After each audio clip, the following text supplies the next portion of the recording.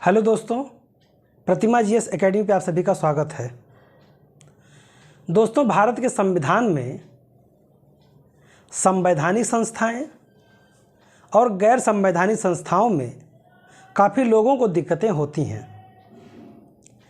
कई अन्य जगह पे कई ऐसे प्लेटफार्म हैं जहाँ पे भारत के संविधान के बारे में तो बताया जाता है, लेकिन आते आते जब कई ऐसे चैप्टर होते हैं जो संवैधानिक और गैर संवैधानिक में अंतर की बात आती है तो ज़्यादातर लोग उसे छोड़ देते हैं।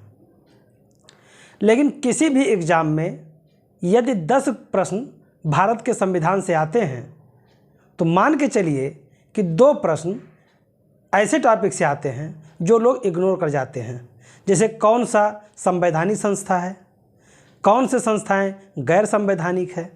तो इस पे आज हम चर्चा करने वाले हैं और हो सकता है कि आज की क्लास थोड़ी लंबी हो जाए, क्योंकि इसी एकमात्र क्लास से आपके कई पोर्शन कंप्लीट हो जाएंगे। तो शुरू करते हैं। भारत के संवैधानिक निकाय। तो भारत के संवैधानिक निकाय कौन कौन से हैं?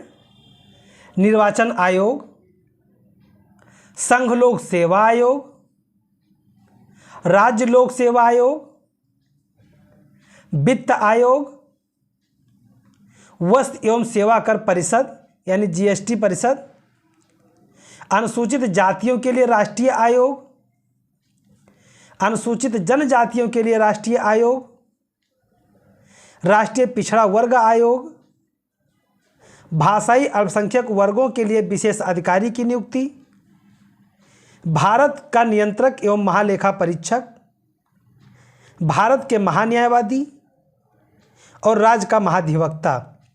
तो आप इसे इस तरह बनाइएगा कि आप एक बीच में इसे लिखिए कि भारत के संवैधानिक निकाय, और ऐसे करते हुए एरो बना करके आप लिख डालिए। जब ऐसे एरो बना करके आप 1, 2, 3, 4, 5, 6, 7, 8, 9, 10, 11 और 12 जब ऐसे आप बना लेंगे, इन संस्थाओं के नाम लिख लेंगे और इनसे संबंधित अनुच्छेद लिख लेंगे, भाग लिख लेंगे, तो आपको आसानी से ये याद हो जाएंगे। और यहाँ से जो प्रश्न पूछे जाते हैं वो यही पूछे जाते हैं कि भारत का निर्वाचन आयोग संविधान के किस भाग में है या किस अनुच्छेद से संबंधित है। तो निर्वाचन आयोग जो है, भारत का निर्वाचन आयोग जो संविधान में अनुच्छेद में वर्णित हो वह संस्था संवैधानिक होगी, और जिसका संविधान में उल्लेख ना हो या संसद के शासनादेश देश के अनुसार बनाया गया हो, वह संवैधानिक नहीं होगा, संविधानेतर होगा। तो ध्यान रहे कि जो मैं अभी बता रहा हूं ये संवैधानिक संस्थाएं हैं और इनका अनुच्छेद से संबंध है। भारत का निर्वाचन आयोग संविधान के भाग 15 में और अनुच्छेद 324 से 329 तक है। अनुच्छेद 324 से 329 तक है। और भारत का निर्वाचन आयोग पहले 1 सदस्यीय था,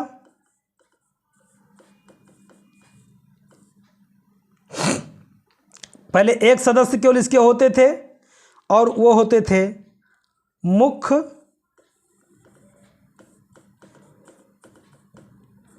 निर्वाचन अधिकारी। मुख्य निर्वाचन अधिकारी जो है होते थे। 1993 से 2 और लोगों को जोड़ दिया गया। अब जो है निर्वाचन आयोग बहुसदस्यीय निकाय हो गया है। बहु सदस्यीय। अब कितने हैं? 3 हैं। एक मुख्य निर्वाचन आयोग और 2 अन्य, यानी 3 लोग हैं। तीनों की शक्तियों में कोई बंटवारा नहीं है, लेकिन मुख्य निर्वाचन अधिकारी के माध्यम से ही किसी भी कार्य को प्रस्तुत किया जाता है। अब इनका कार्य क्या क्या होता है? मुख्य निर्वाचन आयुक्त का कार्य क्या क्या होगा? देखिए, जो प्रतिनिधित्व अधिनियम जो है 1951 है,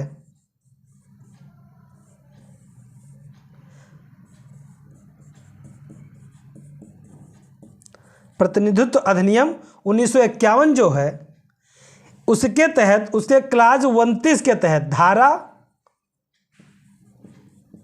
29 के तहत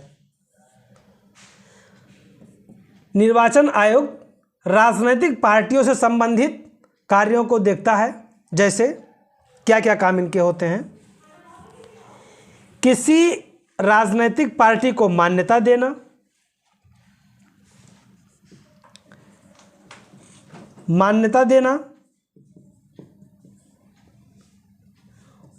उसे चुनाव निशान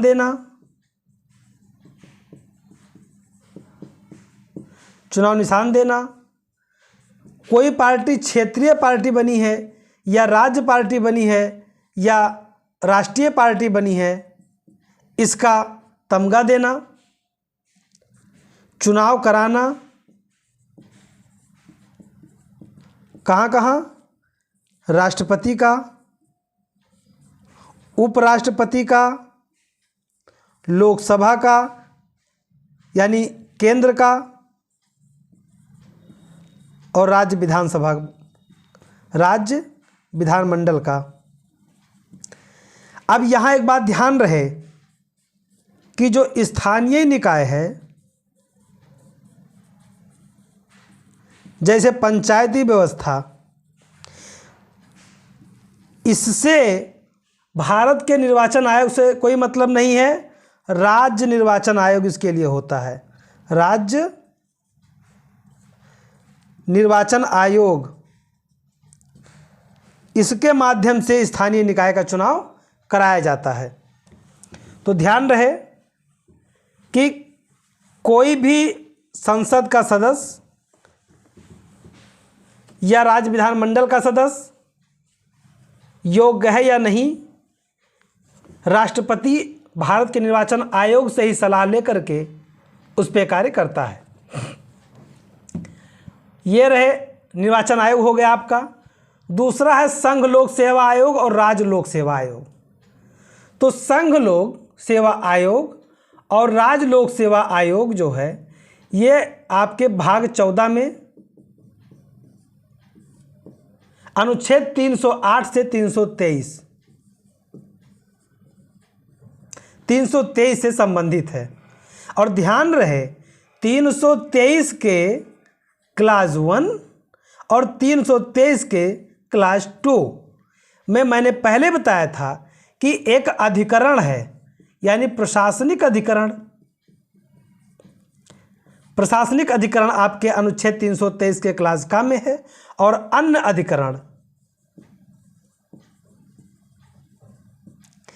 अधिकरण ये आपके अनुच्छेद 323 के क्लास ख में है।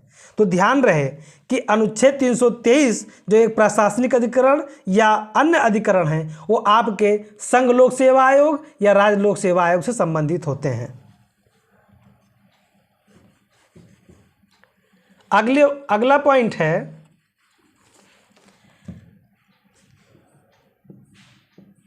अब है वित्त आयोग। अब देखिए अनुच्छेद 280 में वित्त आयोग की बात कही गई है, यानी राष्ट्रपति का यह कर्तव्य है,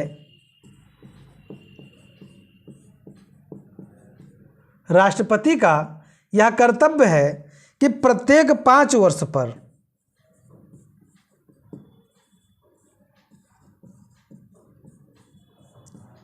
एक वित्त आयोग का गठन करे,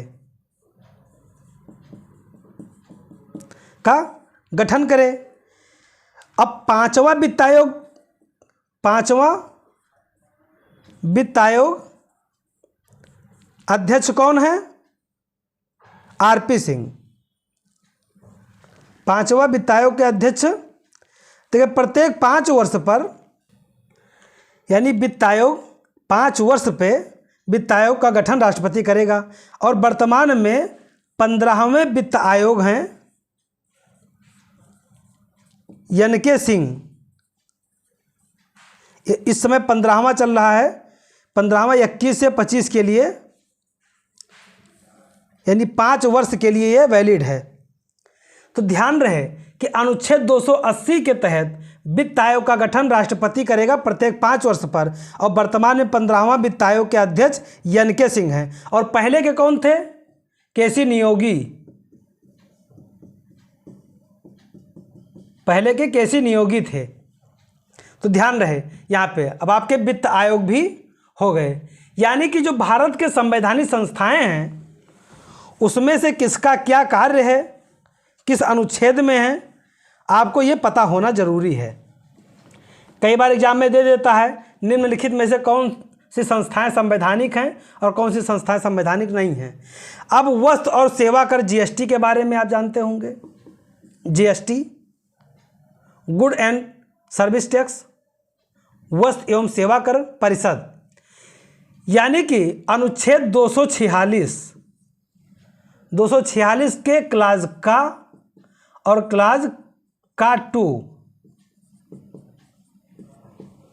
ये संबंधित है आपके किससे? जीएसटी से। यानी जीएसटी भी आपका एक संवैधानिक संस्था है। जीएसटी काउंसिल के अध्यक्ष कौन होते हैं?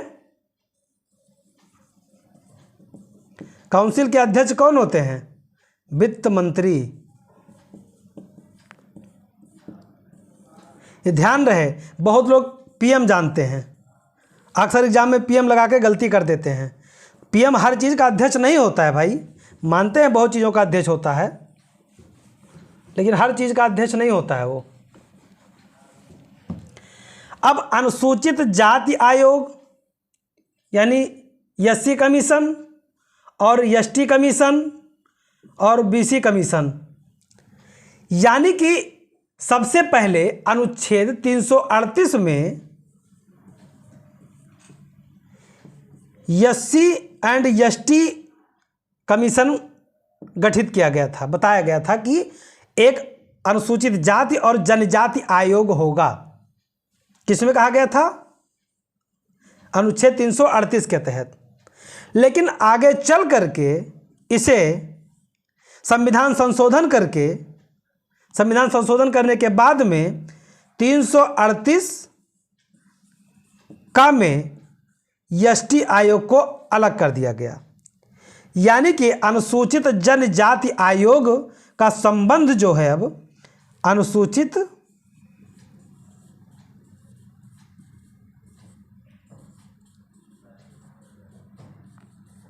जनजाति आयोग का संबंध अब हो गया है 338 के क्लाज का से, और अनुसूचित जाति का संबंध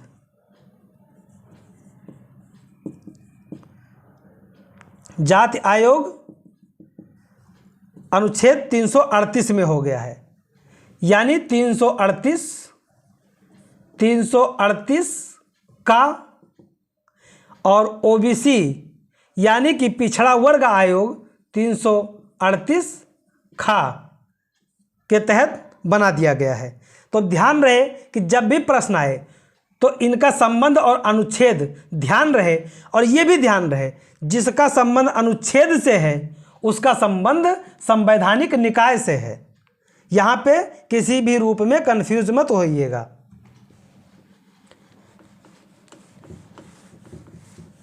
यानी एससी एसटी ओबीसी ये सब जो आयोग हैं ये संवैधानिक आयोग हैं।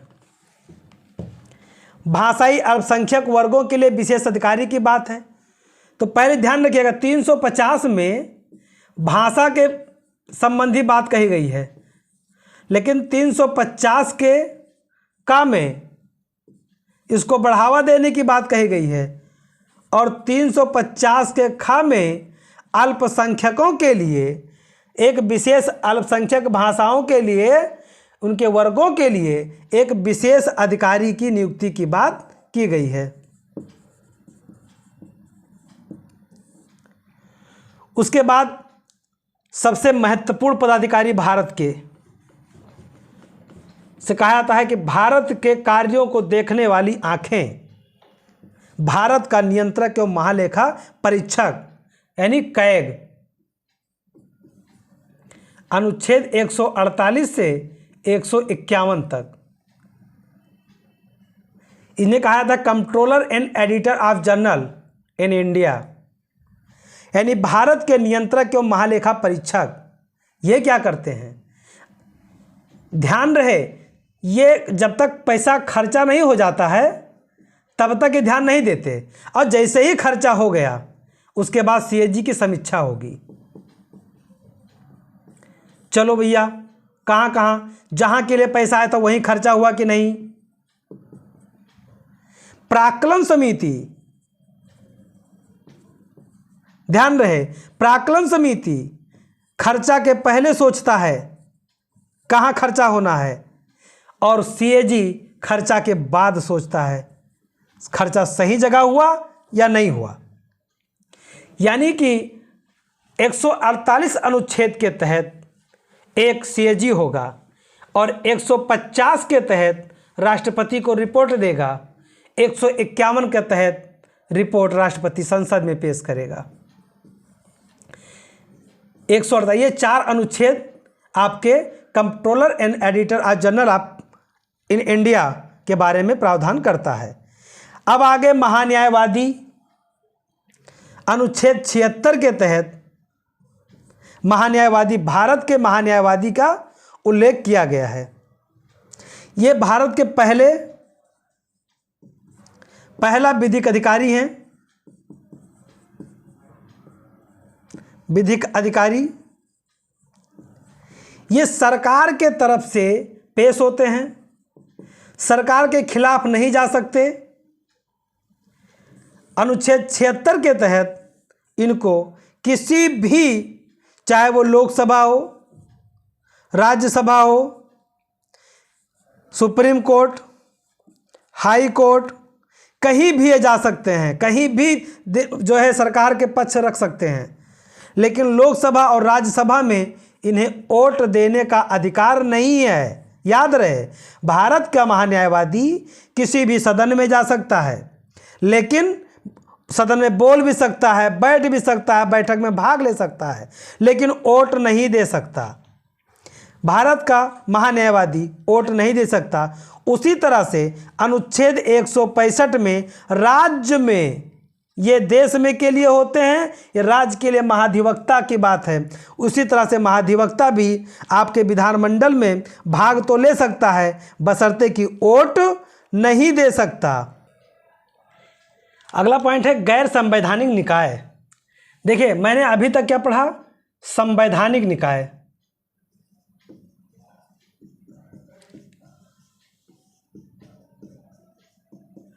यानी जिसका उल्लेख भारत के संविधान में था और उनके लिए कोई भी स्पेशल अनुच्छेद प्राप्त था। लेकिन जो गैर संवैधानिक निकाय है इसमें अनुच्छेद नहीं प्राप्त है, अनुच्छेद नहीं प्राप्त है, यानी संविधान में उल्लेख नहीं है, कोई स्पेशल प्रोविज़न के लिए इसे बनाया गया है। तो ध्यान रहे कि जो संवैधानिक निकाय था वो 12 निकाय थे, मैंने बताया पहले, और ये जो 10 निकाय हैं ये गैर संवैधानिक निकाय हैं। जैसे राष्ट्रीय आपदा प्रबंधन प्राधिकरण, क्या है, राष्ट्रीय आपदा प्रबंधन प्राधिकरण। अब ये कब महसूस किया गया? महसूस तो बहुत पहले से किया जा रहा था, लेकिन 2004 में बहुत भीषण भूकंप आया, बाढ़ आया, यानी इतनी ज़्यादा आपदाएं आई कि काफ़ी लोग मारे गए, जान माल की हानि हुई, कई लोगों के घर उजड़ गए, तब ध्यान दिया गया कि हमारे यहाँ एक आपदा प्रबंधन का आवश्यक है। एक ऐसी आवश्यकता महसूस की गई जो आपदा से निपटने में हमें मदद कर सके, तो उसके लिए कुछ किया जाना था। तो संसद में एक अधिनियम बनाया गया, आपदा प्रबंधन अधिनियम 2005। ये ध्यान रहे, आप जब भी ये जितना मैं पॉइंट बता रहा हूँ राष्ट्र की सुरक्षा से संबंधित जब भी आप निबंध लिखेंगे तो उसमें ये सारे पॉइंट आपके बहुत उपयोगी होंगे। आपदा प्रबंधन अधिनियम 2005 के तहत राष्ट्रीय आपदा प्रबंधन प्राधिकरण का गठन किया गया। यानी कि ये संविधान से नहीं मतलब है, ये अध्यादेश के माध्यम से यानी कि संसद के आदेशों के माध्यम से बनाया गया। एक अधिनियम बनाया गया, आपदा प्रबंधन अधिनियम 2005 के तहत राष्ट्रीय आपदा प्रबंधन प्राधिकरण बनाया गया। यह एक अथॉरिटी है, इसे बनाया गया। यानी कि पहला पॉइंट आपका कंफर्म हो गया। अब है नीति आयोग। नीति आयोग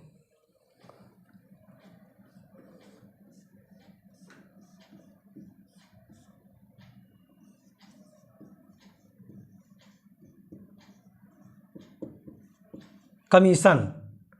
अब ये क्या है? नीति तो हर जगह आप नीति आयोग देखते हैं, तो एन का मतलब हुआ नेशनल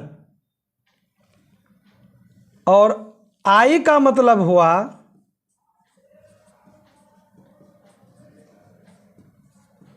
इंस्टीट्यूशन और टी का मतलब हुआ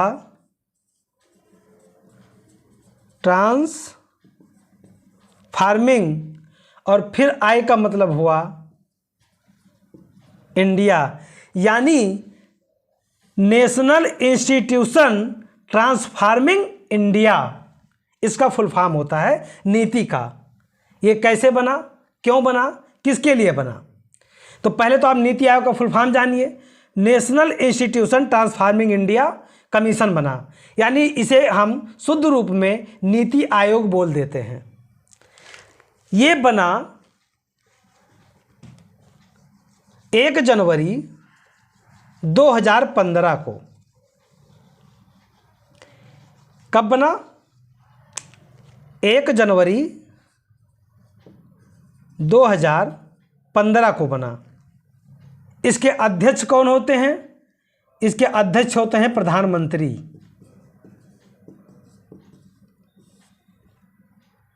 ये योजना आयोग के स्थान पे बना। योजना आयोग के स्थान पे बना क्योंकि इसे 31 यानी कि इसे दिसंबर 2014 को समाप्त कर दिया गया और इसकी घोषणा जो है 15 अगस्त 2014 को कर दिया गया था। अब नीति आयोग के स्थान, योजना आयोग के स्थान पर नीति आयोग काम करता है। नीति आयोग काम क्या क्या करता है? नीति आयोग काम करता है थिंक टैंक के रूप में, यानी कि सरकार के विचारक के रूप में कार्य करता है। सरकार को सलाह देने का कार्य करता है। नीतियों के संचालन में काफी योगदान इनका होता है। यानी पहले योजना आयोग से काफी ताकतवर रूप में नीति आयोग सामने आया है। तो नीति आयोग भी संवैधानिक संस्था नहीं है। अब है राष्ट्रीय मानवाधिकार आयोग, नेशनल ह्यूमन राइट कमीशन, यानी कि राष्ट्रीय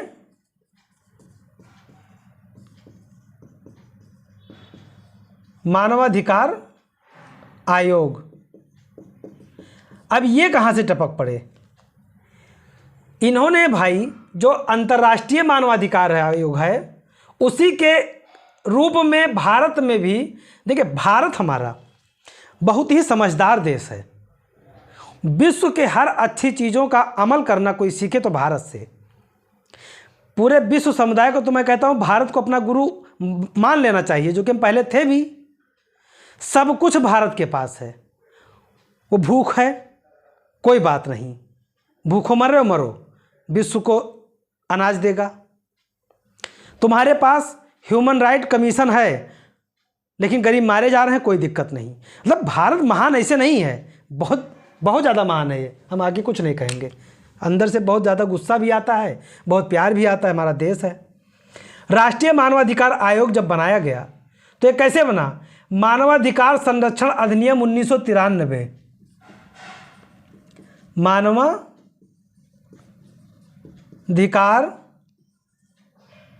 मानवाधिकार संरक्षण अधिनियम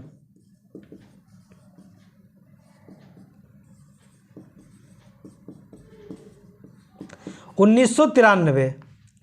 अब मानवाधिकार संरक्षण अधिनियम 1993 बना और इसी के तहत राष्ट्रीय मानवाधिकार आयोग और राज्य मानवाधिकार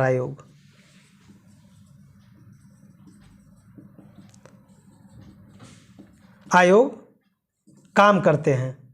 राष्ट्रीय मानवाधिकार संरक्षण अधिनियम के तहत बनाया गया राज्य मानवाधिकार आयोग और राष्ट्रीय मानवाधिकार आयोग। अब ये पता नहीं क्या कर रहे हैं। अब आयोग बनाया गया तो इनका काम होता है लोगों के अधिकारों का संरक्षण करना, लोगों के अधिकारों का संरक्षण करना इनका काम होना चाहिए। लेकिन हमारे हिंदुस्तान के कई ऐसे जेल हैं जहां पे काफ़ी लोग सज़ा जितना पाए थे, अगर 10 साल का 5 साल का, ये बीत चुका है, फिर भी जेल में हैं। कुछ ऐसे लोग बाहर घूम रहे हैं, जेल में 10 साल की सज़ा पा गए हैं लेकिन वो बाहर घूम रहे हैं। कुछ लोगों के केस ही नहीं हुआ था, अभी तक सज़ा नहीं पाए हैं, फिर भी जेल में हैं। वो जितना उस कानून का जितना सज़ा होता है उससे ज़्यादा वो जेल में बिता चुके हैं और अभी वो केस जो है कोर्ट में पड़ा हुआ है। तो ऐसे चीज़ों का देखरेख करना, जांच करना इनका काम होता है। और ये कौन सा काम करते हैं पता नहीं। महिला आयोग भी है, शायद इसमें नहीं लिखा हुआ है कि महिला आयोग भी, आप समझिएगा, वो भी काम करते हैं। महिला आयोग भी, वो भी अच्छा काम करते हैं। अब एक केंद्रीय सूचना आयोग, केंद्रीय सूचना आयोग। अब केंद्रीय सूचना आयोग ये आया सूचना का अधिकार अधिनियम 2005। सूचना का अधिकार अधिनियम 2005। इसके तहत केंद्रीय सूचना आयोग और राज्य सूचना आयोग बनाया गया। अब देखिए, इनकी कहानी तो बहुत इंटरेस्टिंग है। कहा जाता है कि हर कोई चाहता है भगत सिंह पैदा हो, वह मेरे घर में ना हो, पड़ोसी के यहाँ हो। देश को आज़ादी चाहिए तो भगत सिंह तो पैदा करना ही पड़ेगा। लेकिन लोगों को भगत सिंह बहुत अच्छा लगता है। गोडसे ने गांधी जी को गोली मारी, बहुत अच्छा लगा, लेकिन वो लड़का उनका नहीं होना चाहिए। सूचना आयोग बहुत पहले से, आज़ादी मिली हमें 15 अगस्त 1947 में। हमें बताया गया कि संविधान में लिखा है कि be the people of India, यानी हम भारत के लोग भारत को एक संपूर्ण प्रभुत्व संपन्न समाजवादी पंथ निरपेक्षतात्मक राज्य बनाने के लिए सामाजिक आर्थिक राजनीतिक न्याय अभिव्यक्ति की स्वतंत्रता आँचा पाँचा सांचा बता दिया गया। अब उसमें हम भारत के लोग कह तो दिया गया, लेकिन मुझे जानने का यह हक नहीं था कि जो हमारा एमएलए या एमपी चुना जा रहा है उसकी संपत्ति कितनी है, उसका क्रिमिनल बैकग्राउंड कैसा है, वो हमारे यहाँ विकास करने योग्य है कि नहीं है? जो हमारे यहाँ अधिकारी डीएम बन के आए हैं उनका बैकग्राउंड क्या है? हमारे यहाँ पे जो निरीक्षक बन करके आ रहे हैं वो किस तरह से हैं? हमारे यहाँ ग्राम विकास के लिए कितना पैसा आया? ये सारी चीज़ें जानने का हक हमें कब मिल रहा है? जब राजस्थान का एक गांव का एक व्यक्ति या एक महिला शुरुआत करती है कि हमें हक है कि हम जानें हमारा अधिकार क्या है, हमें हक है कि हम जानें हमारे लिए विकास क्या है। राजस्थान के गांव से शुरू होता है, तब जाकर के 2005 में एक लंबी लड़ाई करने के बाद, एक लंबे संघर्ष के बाद में केंद्र में सूचना का अधिकार अधिनियम 2005 बनता है। और जब सूचना का अधिकार अधिनियम 2005 बनाया जाता है, उसके बाद में केंद्रीय सूचना आयोग और राज्य सूचना आयोग बनाया जाता है। केंद्रीय सूचना आयोग और राज्य सूचना आयोग में 7 आयुक्त होते हैं, एक मुख्य होते हैं, 6 अन्य होते हैं, ये 7 लोग होते हैं। अब आते हैं केंद्रीय सतर्कता आयोग। ध्यान रहे कि ये सब गैर संवैधानिक संस्थाएं हैं और ये ऐसे वैसे नहीं, सब एग्जाम में तो आता ही आता है, वनडे में, यूपीएससी में भी ऐसे पूछ लेते हैं। निम्नलिखित कथनों पर विचार कीजिए, निम्नलिखित में से कौन सा संवैधानिक संस्था नहीं है? तो याद रहे केंद्रीय सतर्कता आयोग।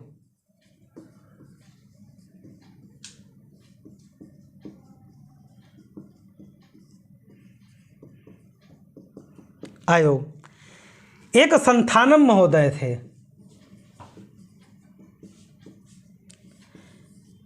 इनके नेतृत्व में एक समिति बनाई गई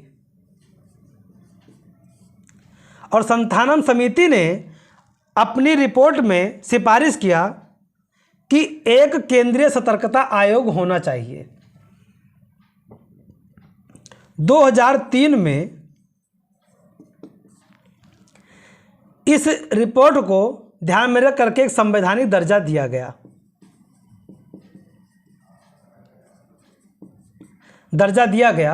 और क्या बनाया गया? केंद्रीय सतर्कता आयोग। तो 2003 में संवैधानिक दर्जा दिया जाता है और 2004 में केंद्रीय सतर्कता आयोग बनाया जाता है और इसमें 4 साल इसका जो अध्यक्ष होता है 4 साल के लिए या 65 वर्ष, जो भी पहले पूरा हो जाएगा वो रिटायर हो जाएगा। अब आते हैं बहुत ही महत्वपूर्ण पॉइंट, केंद्रीय अन्वेषण ब्यूरो, जिसको आप लोग सीबीआई समझते हैं, सेंट्रल इन्वेस्टिगेशन ऑफिसर या बोर्ड। तो केंद्रीय अन्वेषण ब्यूरो 1963 तक तो यह गृह मंत्रालय के अंतर्गत कार्य करता था और उसके बाद में अब यह कार्मिक मंत्रालय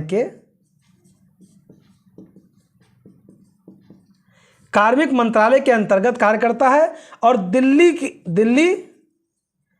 विशेष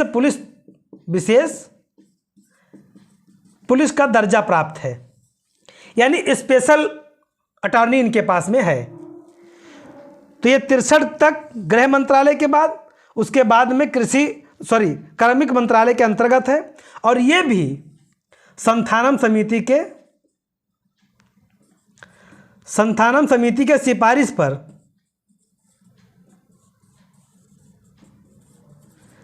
पर गृह मंत्रालय से हटा करके कार्मिक मंत्रालय के अंतर्गत रख दिया गया।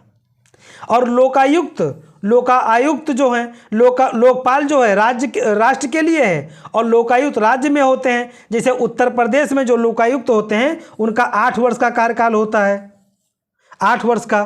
तो ये भी भ्रष्टाचार को ध्यान में रख करके कि भ्रष्टाचार पर अंकुश लगाया जाए, इसलिए इनका गठन किया गया है। लोकपाल, लोकायुक्त ये सब बनाए जाते हैं। अब एक पॉइंट आपका है NIA, नेशनल इन्वेस्टिगेशन अथॉरिटी, यानी कि राष्ट्रीय अन्वेषण अभिकरण। 2008 में आप लोगों ने सुना होगा कि मुंबई में आतंकवादी हमला हुआ था आतंकवादी हमला हुआ था। देखिए भारत कितना समझदार है, कहता है हम बहुत ही उदार हैं।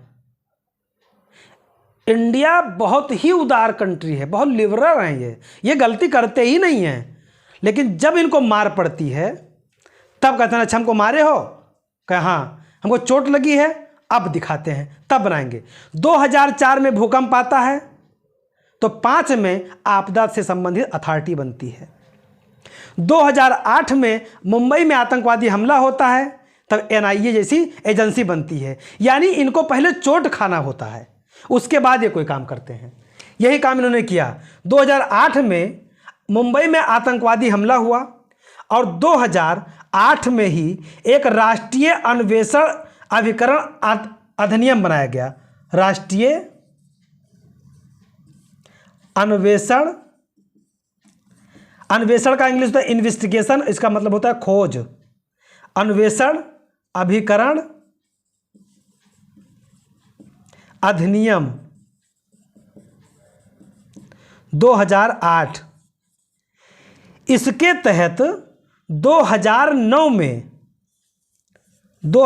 में राष्ट्रीय अन्वेषण अभिकरण बनाया गया और ये 26 नवंबर को 2008 में हमला हुआ था मुंबई में ताज होटल पर और इसी में पकड़ा गया कसाब आतंकवादी था, इसे फांसी दिया गया। तो साथियों ये हमारे गैर संवैधानिक संस्थाएं थी। अब इसमें कुछ अन्य संवैधानिक आयाम हैं, उस पर चर्चा कर लेते हैं। ये सहकारी समिति हुआ। सहकारी समिति,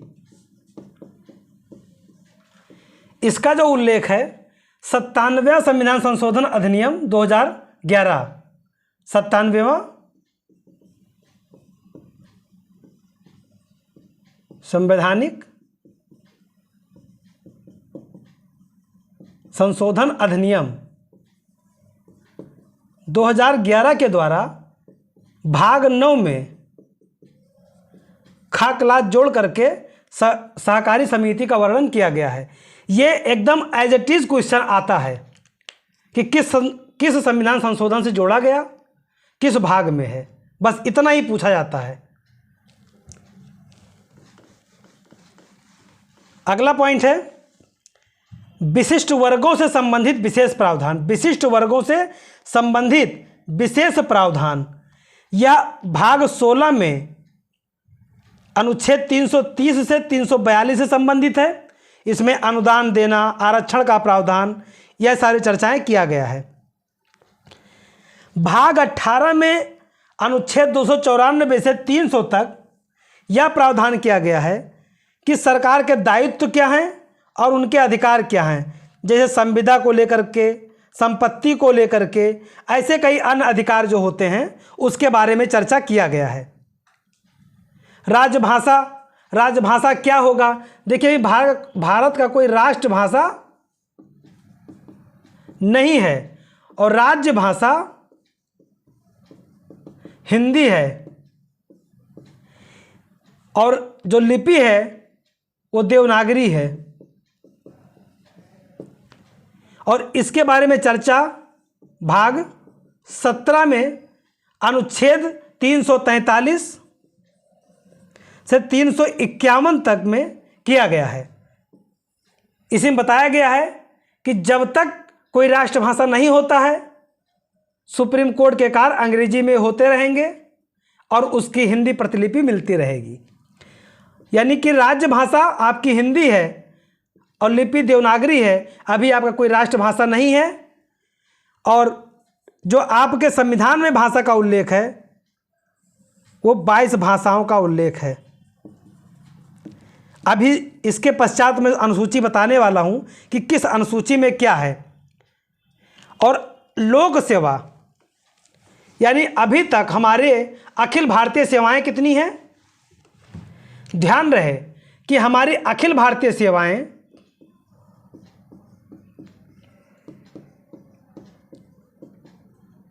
अखिल भारतीय जो सेवा है वो 3 है। पहले 2 था, 1966 में एक और बना दिया गया, अब हो गए 3। यानी कि IFS इंडियन फॉरेस्ट सर्विस जो है ये तीसरी अखिल भारतीय सेवा है, ऑल इंडियन सर्विस। तो 3 हो गए। उसके पहले 2 कौन थे? IAS और IPS, इंडियन एडमिनिस्ट्रेटिव सर्विस और इंडियन पुलिस सर्विस और इंडियन फॉरेस्ट सर्विस। यानी IAS, IPS और IFS ये तीनों सेवाएं अखिल भारतीय सेवाएं हैं। अब अखिल भारतीय सेवाएं बनती कैसे हैं? तो ये आपको पता है कि राज्यसभा को ये अथॉरिटी है अनुच्छेद 312 के तहत कि वह रिकमेंड करे संसद को कि राज्य के लिए अखिल भारतीय सेवाओं का गठन किया जाना चाहिए, तो अखिल भारतीय सेवा बनेगा। यानी 1966 में तीसरा बना था। यानी अन्य संवैधानिक संस्थाएं भी आपकी हो गई। भारत के संविधान में अनुसूचियां कितनी हैं? यानी भारत के संविधान में 12 अनुसूचियों का उल्लेख है। मूल संविधान में 8 अनुसूचियां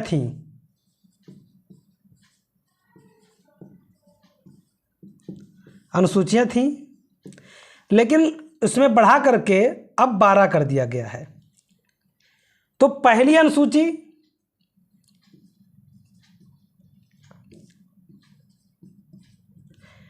अनुसूची में कहा गया है कि 28 राज्य और 8 केंद्र शासित प्रदेश, इनका विवरण है। यानी राज्यों एवं यूनियन टेरिटरी का विवरण पहली अनुसूची में शामिल किया गया है। ये बहुत महत्वपूर्ण है। अनुसूची आपको याद होना चाहिए, एकदम रटा होना चाहिए। पहली अनुसूची में राज्य और यूटी के बारे में बताया गया है। अनुसूची 2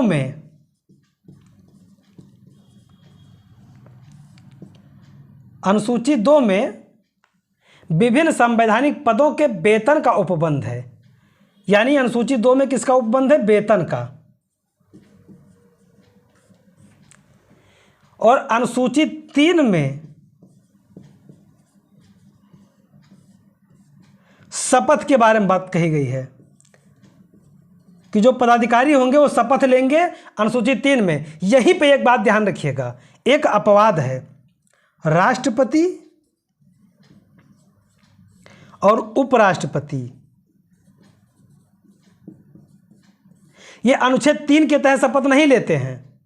इनके लिए इनका अपना अलग संवैधानिक वर्णन है कि कैसे शपथ लेंगे। तो यहाँ पे अपवाद, जब अनुसूची 3 को पढ़िएगा कि किसी पदाधिकारी का शपथ और प्रतिज्ञान के प्रति प्रारूप के बारे में चर्चा करता है, तब वहाँ अपवाद में जानिएगा कि राष्ट्रपति और उपराष्ट्रपति जो शपथ लेता है उसके लिए उन्हें अलग प्रकार के अनुच्छेद का प्रावधान किया गया है। उसका अनुसूची 3 से कोई लेना देना नहीं है, ये ध्यान रखिएगा। अनुसूची 4 में राज्यसभा में स्थानों का आवंटन की बात कही गई है। मतलब कि कौन से राज्य में कितना स्थान, कितना सीटें होंगी। जैसे यूपी को 31 है और मिज़ोरम को 1 है। तो इस तरह से ध्यान रहे कि किसको कितना सीटें आवंटित होंगी, ये अनुसूची 4 में वर्णित है। अनुसूची 5 में कहा गया है जो SC ST क्षेत्र हैं, जनजातीय क्षेत्र जो हैं, इनके प्रशासन से संबंधित कार्य का वर्णन किया गया। लेकिन यहाँ भी ध्यान रहे कि 4 राज्य असम, मेघालय, त्रिपुरा, मिजोरम, यानी असम, मेघालय, त्रिपुरा, मिजोरम, इनको छोड़ करके बाकी सभी ऐसे राज्य जहाँ SC ST हैं उनका प्रशासन का प्रावधान, उनसे संबंधित कार्यों का प्रावधान वो किया गया है अनुसूची 5 में। कहाँ पे किया गया है? अनुसूची 5 में। अनुसूची 5 में किया गया है। और इन 4 राज्यों का असम, मेघालय, त्रिपुरा, मिजोरम, AMTM, इनका प्रावधान किया गया है अनुसूची 6 में। AMTM, असम, मेघालय, त्रिपुरा, मिजोरम, इनका चर्चा, इनका प्रशासन से संबंधित विवरण अनुसूची 6 में कहा गया है। अनुसूची 7 में सूची का विभाजन किया गया है, जैसे 1 संघ सूची, 2 राज्य सूची और 3 समवर्ती सूची। आपको याद होगा जब मैं संसद पढ़ा रहा था, कर्तव्य कार्य पढ़ा रहा था, उसमें समय मैं बहुत अच्छी तरीके से इन सभी के बारे में पढ़ा चुका हूं, लेकिन फिर भी यहाँ मैं आपको समझा देता हूं कि अनुसूची 7 में सूचियों का विभाजन का विवरण दिया गया है। अनुसूची 8 में भाषाओं का चर्चा है, जैसा कि मैंने बताया था। अनुसूची 8 में भाषाएं, इसमें 22 भाषाओं का उल्लेख है। 22 भाषाओं का उल्लेख किया गया है। अनुसूची 10 में दल बदल का नियम है, और ये कब डाला गया? 52वां संविधान संशोधन अधिनियम 1985 में इसे शामिल किया गया। और अनुसूची 11 ग्राम पंचायत, याद कीजिए 73वां संविधान संशोधन। अनुसूची 12 नगर पंचायत, याद कीजिए 74वां संविधान संशोधन। तो साथियों, ये रहे आपके अनुसूची, यानी अनुसूची 1, 2, 3, 4, 5, 6, 7, 8, 9, 10, 11, 12। 1 में राज्य और संघ शासित का विवरण, 2 में वेतन का विवरण, 3 में शपथ का विवरण, 4 में राज्यसभा में स्थानों के आवंटन का विवरण, 5 में AMTM को छोड़ करके अन्य अनुसूचित क्षेत्रों के प्रशासन का विवरण, और 6 में AMTM यानी असम, मेघालय, त्रिपुरा, मिजोरम के प्रशासनिक का विवरण। 7 में सूचियों का विभाजन यानी कि कार्यों का विभाजन राज्य और संघ के सूची के अलग अलग समवर्ती सूची को शामिल करते हुए। अनुसूची 8 में भाषाओं का विवरण है। 9 में अधिनियमों के कुछ विनियमों का विधिमान्यकरण किया गया है, और 10 में दल बदल का बात कही बताई गई है, जिसे 52वां संविधान संशोधन से जोड़ा गया, और 11 में ग्राम पंचायत और 12 में नगर पंचायत शामिल है। अब साथियों, भारत के संविधान में वरीयता क्रम एक ऐसा पॉइंट है जहां से वरीयता क्रम से अगर प्रश्न पूछे जाते हैं तो सबसे ज़्यादा गलतियां होने के चांस होते हैं। तो आपको अब कोई गलती नहीं करने की ज़रूरत है। आपको सारी सुविधाएं मिल रही हैं प्रतिमा GS एकेडमी पे। आप सभी लोग सब्सक्राइब कर लीजिए और लाइक कर दीजिए, फिर आगे पढ़िए। नंबर 1 पे आते हैं राष्ट्रपति महोदय। जो वरीयता क्रम है, वरीयता क्रम है, उसमें सबसे ऊपर होते हैं राष्ट्रपति, यानी कि देश के प्रथम नागरिक। देश के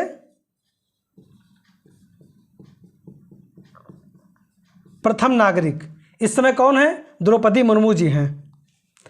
नंबर 2 पे आता है उपराष्ट्रपति, यानी नंबर 1 पर प्रेसिडेंट, नंबर 2 पर वाइस प्रेसिडेंट, और नंबर 3 पर आते हैं प्रधानमंत्री। ये 3 तो किसी को भी याद हो जाएगा। अब यहाँ से ध्यान देने की ज़रूरत है। राष्ट्रपति, उपराष्ट्रपति, प्रधानमंत्री आप भूल जाइए। अब आपको याद क्या करना है? राज्यों के राज्यपाल।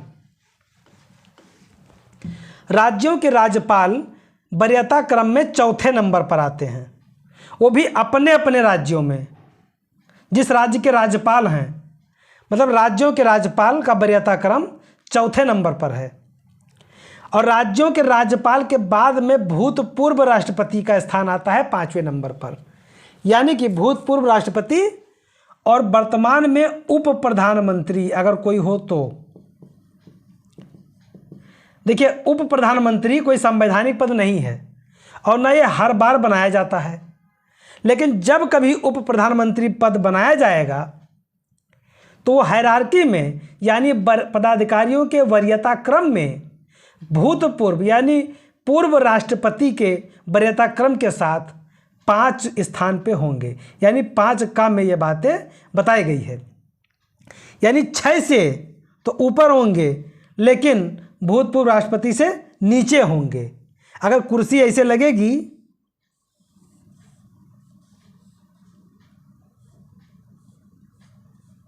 तो ये समझिएगा कि ये कुर्सी पहले भूतपूर्व राष्ट्रपति की है, उसके बाद में यहाँ पे ये कुर्सी लगेगी किसकी, उप प्रधानमंत्री की। ये हायरार्की है, प्रोटोकॉल है, ये आपको जानना चाहिए। और प्रोटोकॉल में नंबर 6 पे आते हैं चीफ जस्टिस ऑफ इंडिया, यानी भारत के मुख्य न्यायाधीश। ये और लोकसभा के अध्यक्ष,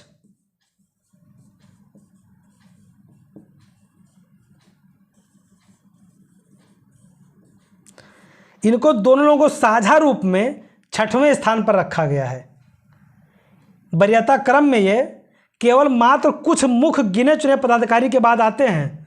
कितना बड़ा ताकतवर है, बहुत ताकतवर है भैया, ये मजाक थोड़े है। उसके बाद नंबर 7 पे आते हैं केंद्रीय कैबिनेट मंत्री और अपने अपने राज्यों के मुख्यमंत्री।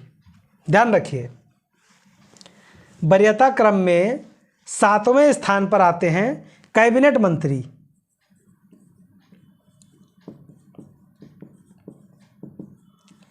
और अपने अपने राज्यों के मुख्यमंत्री, मतलब किसी राज्य का मुख्यमंत्री होना और केंद्र में कैबिनेट मंत्री होना बराबर माना गया है, बराबर का पद दिया गया है। और अतने नहीं है, नीति आयोग के उपाध्यक्ष,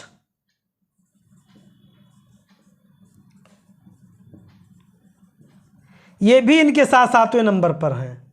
पूर्व प्रधानमंत्री और विपक्ष के नेता, पूर्व पीएम और अपोजिशन लीडर, यानी कि विपक्ष के नेता, इतने लोग जो है, कैबिनेट मंत्री 1, मुख्यमंत्री 2, नीति आयोग के उपाध्यक्ष 3, पूर्व प्रधानमंत्री 4, अपोजिशन लीडर 5, यानी ये 5 पदाधिकारी जो हैं ये हायरार्की क्रम में 7वें स्थान पर आते हैं। इक्विवेलेंट है ये, कैबिनेट मंत्री, मुख्यमंत्री, नीति आयोग उपाध्यक्ष, पूर्व पीएम और अपोजिशन लीडर यानी कि विपक्ष के नेता, ये जो 5 लोग हैं ये 7 नंबर पे आते हैं। और 8 नंबर पर केवल राजदूत, इनके साथ किसी को नहीं दिया, इनको अलग कुर्सी चाहिए। भाई विदेशी राजदूत हैं, मजाक तो है नहीं, उनको भी सम्मान होता है। विदेशों से संबंध बनाने हैं, राजदूतों को खुश रखिए। ये हैं नंबर 8 पे। अब नंबर 9 पे बहुत बवाल है, लेकिन फिर भी ठीक है। 7 में भी तो बवाल था, आप समझ गए आसानी से, तो 9 पे भी समझ जाएंगे। उच्चतम न्यायालय के न्यायाधीश, याद रहे चीफ जस्टिस ऑफ इंडिया कहाँ पे है, chief justice of India number 6 पे हैं लोकसभा स्पीकर के साथ में। लेकिन अन justice of India, other justice of India, यानी उच्चतम न्यायालय के अन्य न्यायाधीश और मुख्य निर्वाचन आयुक्त, मुख्य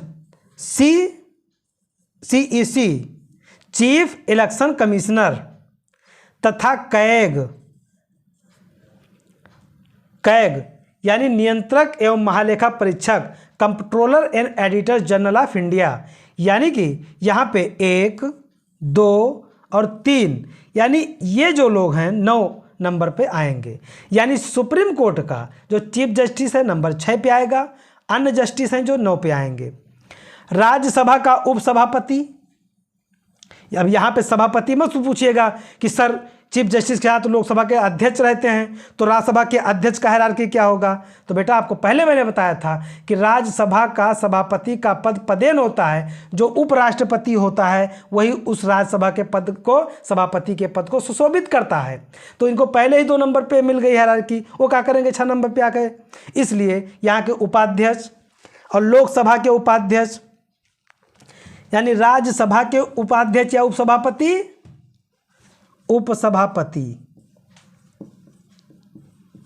उपाध्यक्ष, लोकसभा के और केंद्र के और नीति आयोग के सदस्य, नीति आयोग के सदस्य,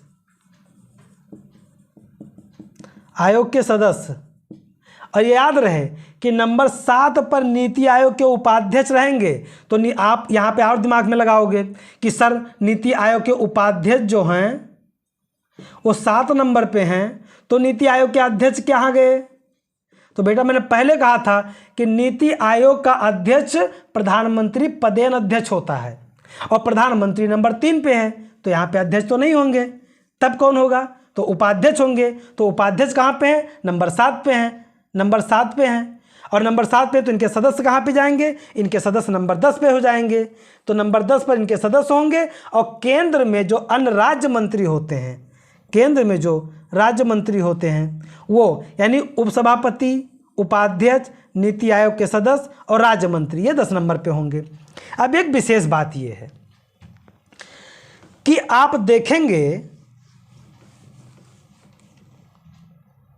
कि नौका में महोदय को कहाँ गए? हाँ, नौका में चीफ इलेक्शन कमिश्नर को स्थान दिया गया।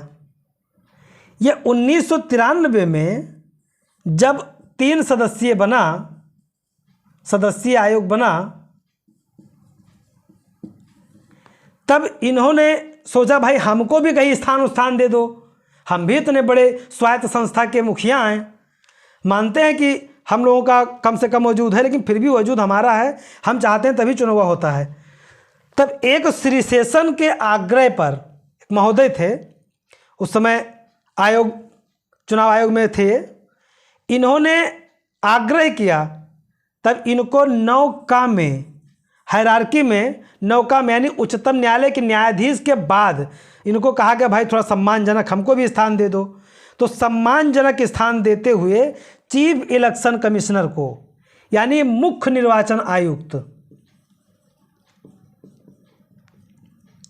मुख्य निर्वाचन आयुक्त को नौका में स्थान दिया गया। और उसी के साथ फिर इनको सीएजी को भी स्थान दे दिया गया कि भाई ये भी मुखिया हैं। तो याद रहे कितने? राष्ट्रपति 1, उपराष्ट्रपति नंबर 2 पे, प्रधानमंत्री 3 पे, राज्यों के राज्यपाल अपने अपने 4 पे, भूतपूर्व राष्ट्रपति 5 पे, और सीएजी जो है chief justice of India and speaker of Lok Sabha 6 number पर होगा। केंद्रीय कैबिनेट मंत्री और राज्यों के मुख्यमंत्री, नीति आयोग के उपाध्यक्ष, पूर्व प्रधानमंत्री, विपक्ष के नेता, ये होंगे नंबर 7 पे। राज्यों के राजदूत यानी जो विदेशी राजदूत हमारे देश में आते हैं उनका जो स्थान होता है उनका नंबर 8 होता है। नंबर 9 पर उच्चतम न्यायालय के अन्य न्यायाधीश, नौका में मुख्य निर्वाचन आयुक्त और सीएजी होंगे। 10 पर राज्यसभा का उपसभापति, लोकसभा का उपसभापति, नीति आयोग के सदस्य, केंद्र में राज्य मंत्री। और ध्यान रहे कि श्री शेषन के आग्रह पर चीफ इलेक्शन कमिश्नर यानी मुख्य निर्वाचन आयुक्त को नौका में हायरार्की की सूची में शामिल कर दिया गया। अगला पॉइंट है भारत के राष्ट्रपति सूची। देखिए कौन से राष्ट्रपति कब बने हैं और किसके बाद बने हैं, यहां से प्रश्न पूछा जाता है। तो सबसे पहले राष्ट्रपति हमारे डॉक्टर राजेंद्र प्रसाद जी हैं, जो 12 साल तक अपने पद को सुशोभित किए, यानी राष्ट्रपति पद को सुशोभित किए। 1950 से 1962 तक रहे। उसके बाद में डॉक्टर सर्वपल्ली राधाकृष्णन हुए, वो 62 से 1967 तक थे। और डॉक्टर जाकिर हुसैन 1967 से 1969 तक रहे और इनका निधन हो गया। पद पे रहते हुए डॉक्टर जाकिर हुसैन का निधन हो गया था, जो नंबर 3 पे राष्ट्रपति बने थे। और नंबर 4 पे श्री बाराहगिरी वेंकटगिरी ये बने कार्यवाहक राष्ट्रपति। जब जाकिर हुसैन साहब का निधन हो गया तो बीबी गिरी जी कार्यवाहक राष्ट्रपति बने। लेकिन अब जो कि चुनाव कराना था तो उस समय राष्ट्रपति ये नहीं रहे कार्यवाहक। तब उस समय के जो न्यायमूर्ति थे मोहम्मद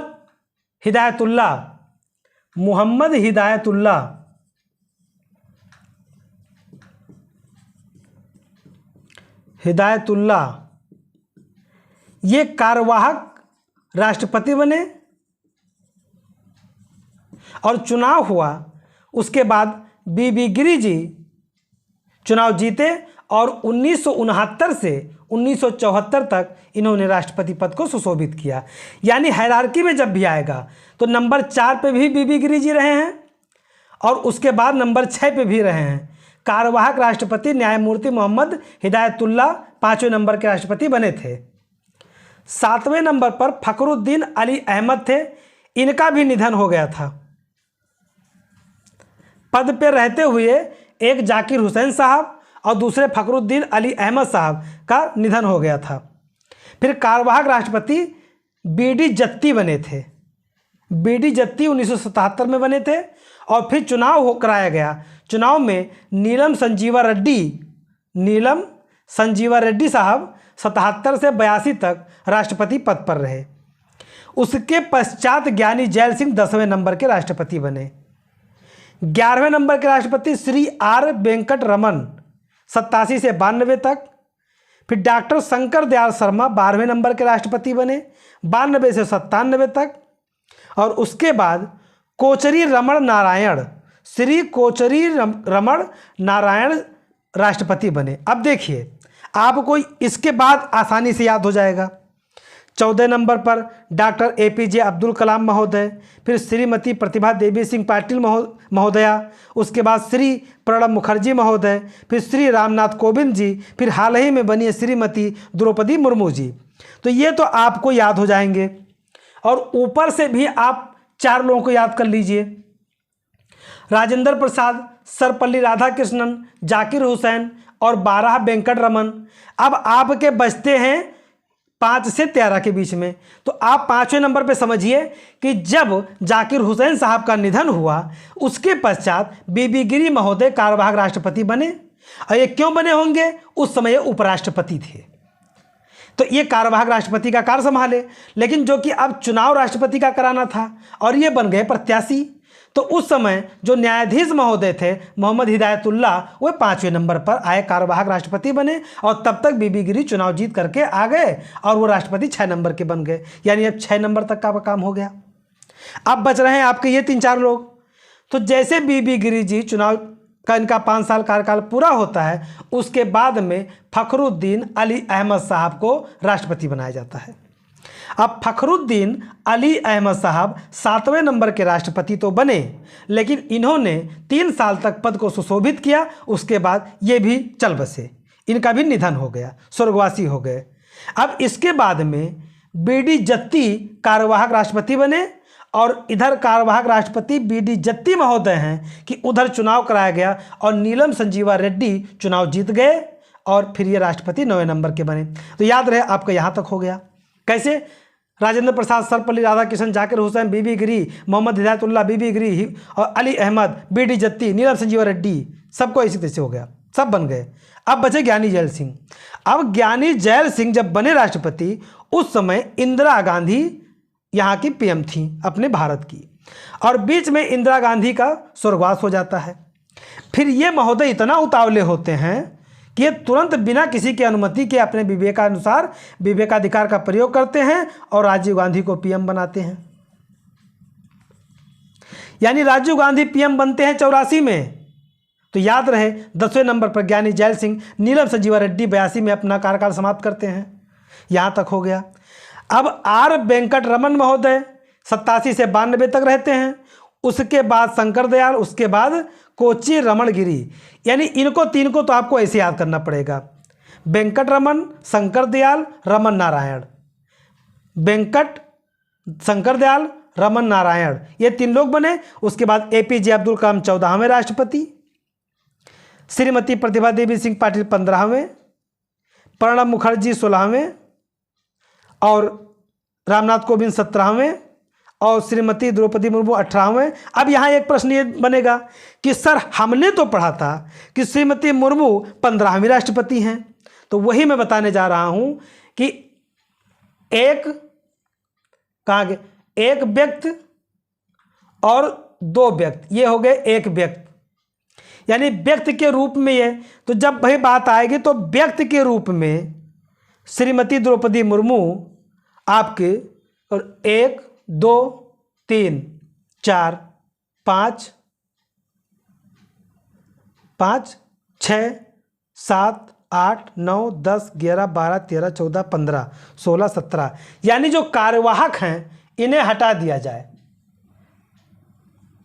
कार्यवाहक को हटा करके ये 15वें राष्ट्रपति द्रौपदी मुर्मू जी हैं, क्योंकि इनका राष्ट्र का जो कार्यवाहक है इनको नहीं जोड़ा जाता है, ये भी महोदय।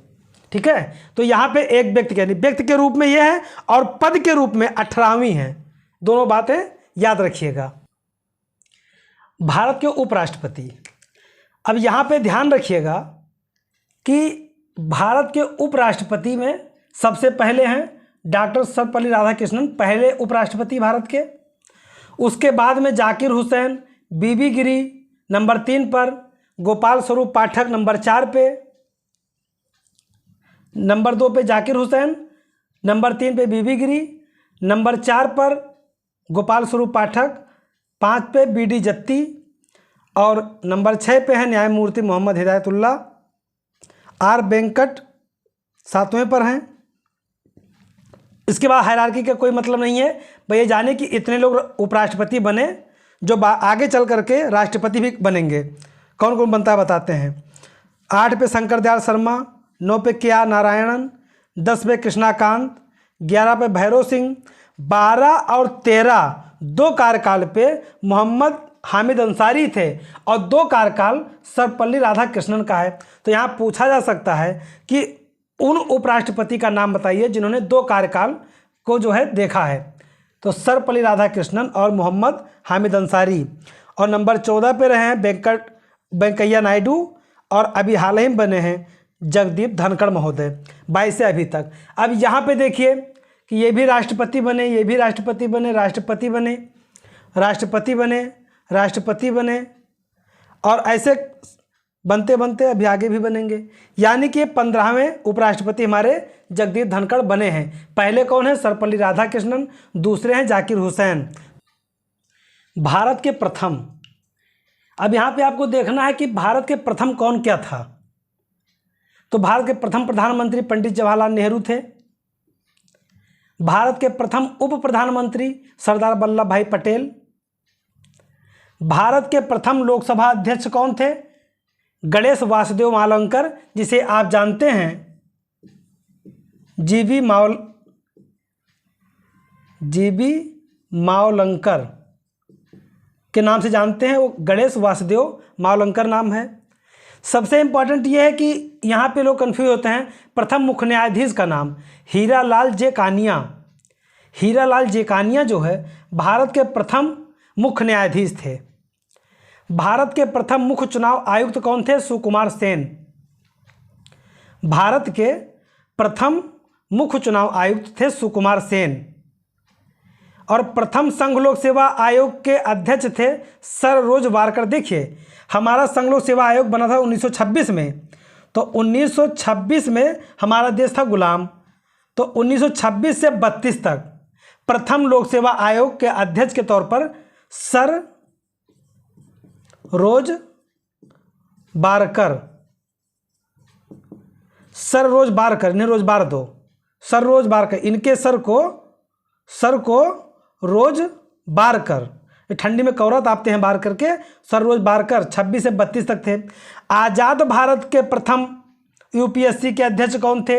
एच के कृपलानी। यानी आज़ाद भारत जब आएगा 1947 के बाद, तो यहाँ पे आप जानिएगा कि एच के कृपलानी।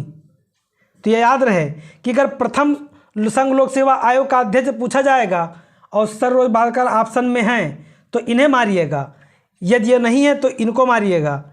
और यदि आज़ाद भारत का पूछेगा कि प्रथम यूपीएससी के अध्यक्ष कौन थे, तो ऑप्शन में ये भी रहेंगे तब भी इन्हीं को मारिएगा, नहीं तो गलत हो जाएगा। तो यहाँ पे ध्यान रहे कि प्रथम संघ लोक सेवा आयोग के अध्यक्ष सर रोज बारकर थे 1926 से 32 तक।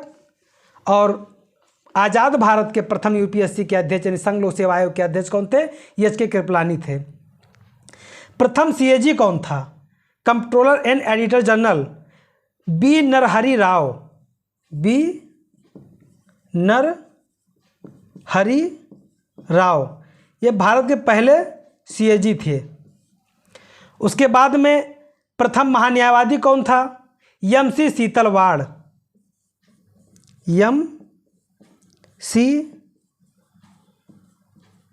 सीतलवाड़, यानी MC सीतलवाड़ पहले महान्यायवादी थे और B नरहरि राव पहले CAG थे। प्रथम मानवाधिकार आयोग के अध्यक्ष कौन थे? न्यायमूर्ति रंगनाथ मिश्र न्यायमूर्ति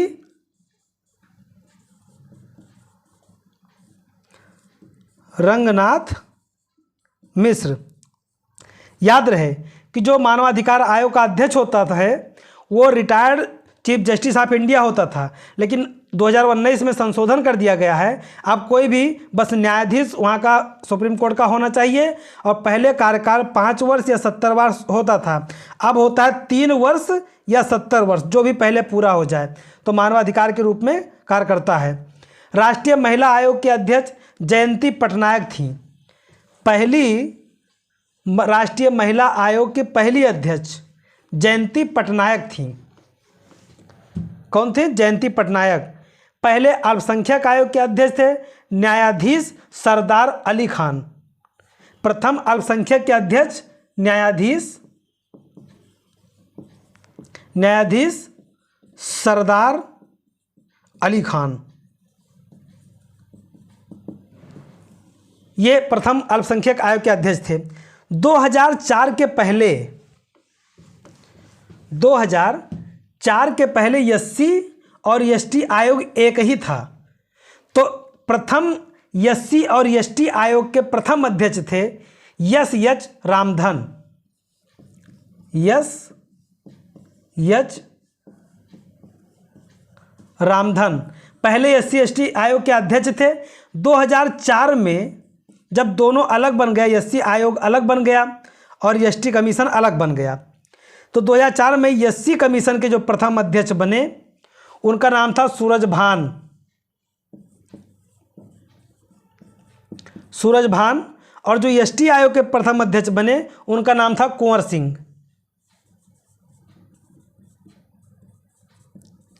सिंह।